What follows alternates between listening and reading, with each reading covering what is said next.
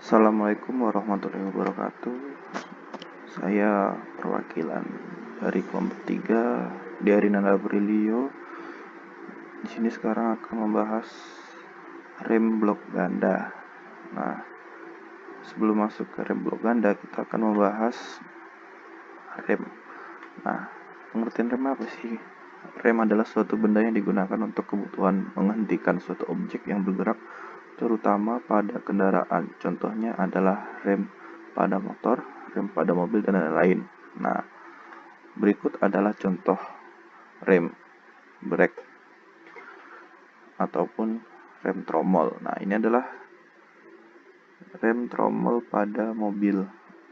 Nah, ini bukan rem tromol sih sebenarnya, cuma ini adalah salah satu dari rem, yaitu rem cakram pada sepeda motor. Nah, sekarang kita akan masuk pada rem blok ganda. Nah, apa sih rem blok ganda itu? Rem blok ganda merupakan pengembangan dari rem blok tunggal, di mana pada jenis ini menggunakan dua blok rem yang menekan drum dari dua arah yang berlawanan, baik di sebelah luar atau dalam drum. Nah, ini adalah mekanisme rem brake atau rem blok ganda.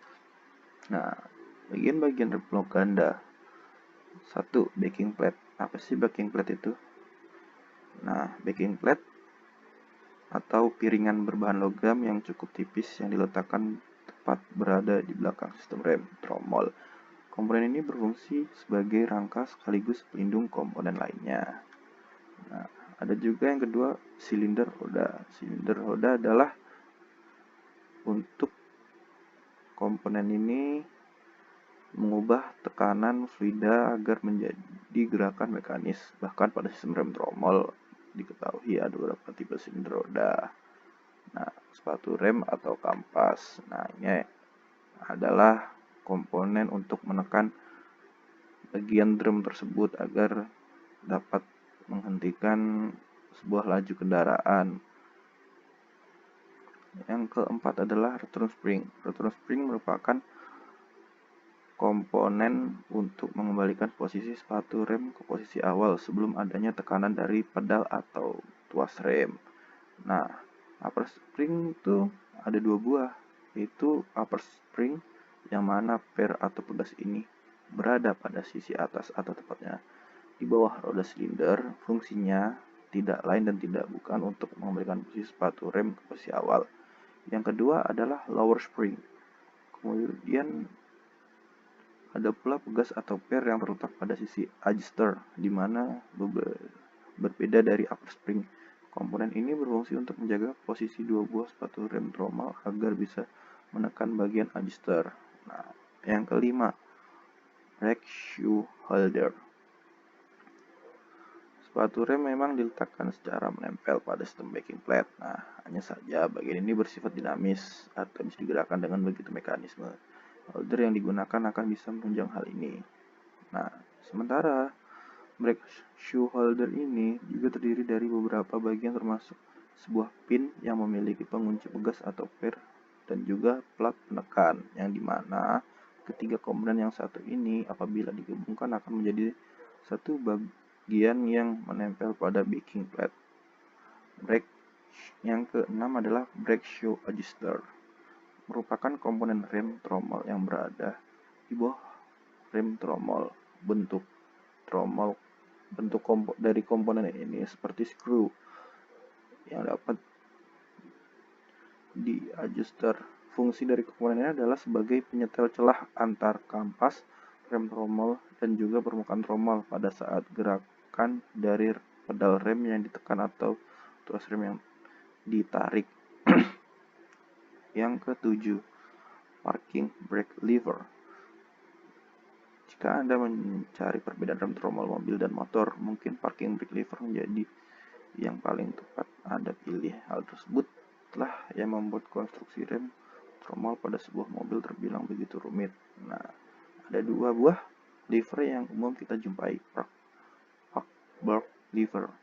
Untuk yang satu ini dibuat dengan salah satu ujung lengan yang memiliki engsel yang akan terhubung dengan brake shoes di bagian sisi atas. Nah, ada juga brake shoes link. Sementara jenis ini adalah jenis yang menghubungkan park back lever dengan park satunya. Nah, yang kedelapan adalah drum atau rem tromol tersebut. Nah, bagian ini adalah bagian yang tidak kalah penting dari rem itu sendiri. Bagian ini merupakan bagian yang bisa dibilang paling keras, mengingat komponen ini terbuat dari baja tulang yang memiliki bentuk seperti drum atau tabung. Nah, yang jelasnya sih komponen atau bagian ini memiliki fungsi utama sebagai media gesekan bersama kampas rem dengan tujuan putaran roda akan bisa berhenti ketika jalan. Yang ke-9, parking brake cable. Nah, komponen ini adalah komponen yang terakhir. Nah, yang digunakan untuk menarik sistem rem tromol. Kabel ini tentunya tidak jauh berbeda dengan jenis kabel baja lainnya, yang mana fungsi dari kabel utama yakni untuk menghubungkan gerakan tuas rem parking dengan parking brake lever yang terdapat pada sistem rem tromol ini. Nah, dari beberapa bagian tersebut, kita dapat menyimpulkan bahwa rem blok ganda ataupun rem tromol itu memiliki kelebihan dan kekurangan.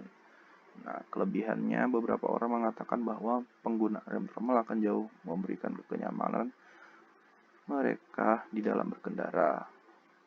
Nah, selain itu ada pula beberapa kelebihan lain yang ditawarkan oleh rem tromol, termasuk tidak mudah terkena kotoran dan juga debu. Jadi perawatannya cukup mudah sih.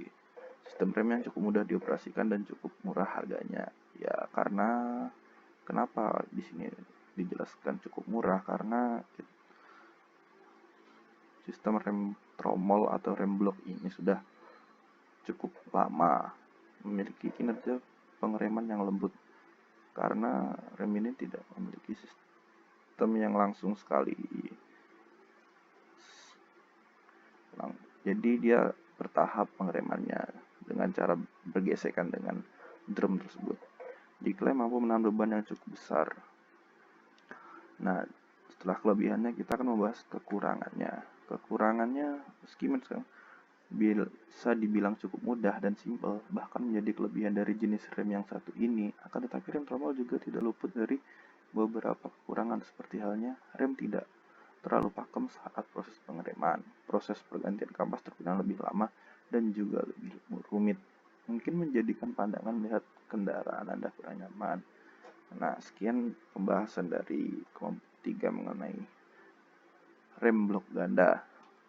Terima kasih sudah mau melihat video saya atau video kami dari kelompok 3. Wassalamualaikum warahmatullahi wabarakatuh.